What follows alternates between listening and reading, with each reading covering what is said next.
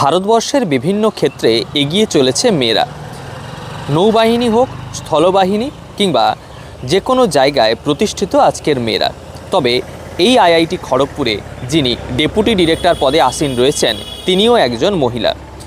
পশ্চিমবঙ্গের পাশের রাজ্য ওড়িশাতে জন্ম এবং তারপর প্রত্যন্ত গ্রাম থেকে উঠে আসা একে একে তিনি শিক্ষার্থী, তারপর তিনি অধ্যাপিকা, এখন তিনি ডেপুটি ডিরেক্টর পদে আসীন রয়েছেন তিনি রিন্টু ব্যানার্জি।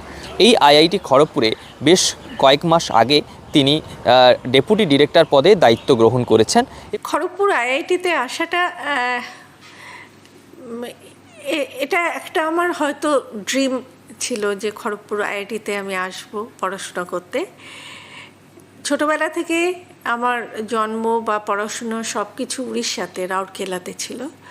ওখান থেকেই আমি পড়াশোনা করেছি। তারপরে ওখানে পড়াশোনা শেষ করে তারপরে আমি পিএইচডি করতে কেমিক্যাল ইঞ্জিনিয়ারিং ডিপার্টমেন্টে জয়েন করি এবং সেখান থেকে আমার জার্নি, প্রফেশনাল জার্নি যেটা নাকি সেটা শুরু হয়।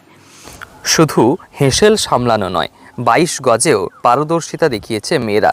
সামরিক ক্ষেত্র থেকে প্রশাসনিক ক্ষেত্র বিভিন্ন জায়গায় এগিয়ে রয়েছে এই বাংলার, এই দেশের মেয়েরা।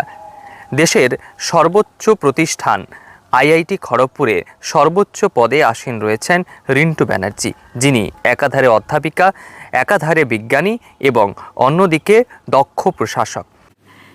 এবং সেই অ্যাডমিনিস্ট্রেশনে আমি এখন দেখতে পাচ্ছি যে অ্যাজ অ্যান অ্যাডমিনিস্ট্রেটর আমি যে কাজ অ্যাজ এ অধ্যাপিকা আমি যে কাজ করতে পারিনি সেই কাজের অনেক বেশি স্কোপ আমি এখানে পাই এবং আমি এই যে স্কোপগুলোকে পাচ্ছি আমি সেগুলোকে 100% ইউটিলাইজ করার চেষ্টা করি। আমরা দেখেছি স্বাধীনতা পরবর্তী সময়ে যখন আইআইটি খড়গপুর প্রতিষ্ঠিত হলো তখন হাতে গোনা সামান্য কয়েকজন পড়ুয়া ছিল এই আইআইটিতে। এখন সেই সংখ্যাটা অনেকটাই বেড়েছে। শুধু তাই নয়, সমান তালে বেড়েছে মহিলা শিক্ষার্থীদের সংখ্যাও।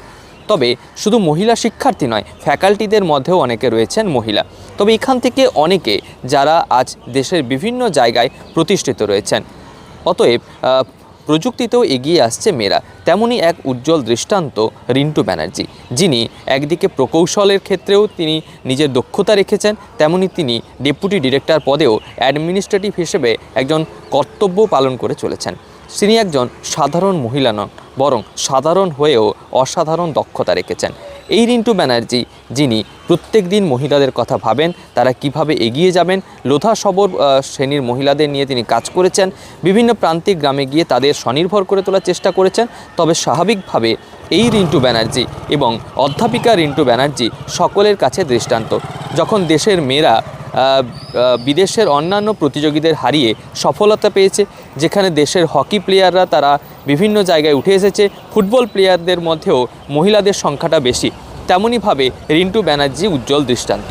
পশ্চিম মেদিনীপুর থেকে রঞ্জন চন্দ্রের রিপোর্ট, লোকাল 18 বাংলা।